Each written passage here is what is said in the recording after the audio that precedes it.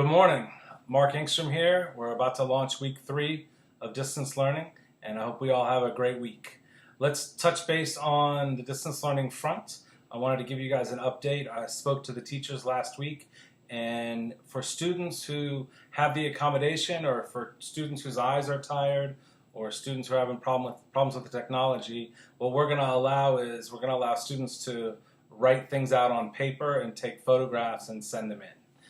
They'll have to be obviously legible, neat, well-lit copies so we can read them. But keep that in mind as your child is working this week. If it seems like they need a break from the screens, or they could work better with pencil and paper, we want to make sure we allow for that. So thank you much. We had a parent this week say, "I think I'm doing distance learning wrong." So I wanted to address that with everybody. If you think you might be doing distance learning wrong, you're probably doing it right, because you're questioning what you're doing and you're being analytical about the experience. I would focus less on what you're hearing from others and more on how are you and your children doing. If you've got a child who needs help and you're getting academic updates from teachers, or people are stressed or crying, reach out to us. Let's see what we can do to help. If you've got a child who's a high flyer and seems to have it all under control, great. If you've got a child who hasn't normally been someone who takes care of business automatically, but they seem to be doing so thus far in distance learning, great. Let's give kids the opportunity to demonstrate that they're ready for this and they're more mature than they were before.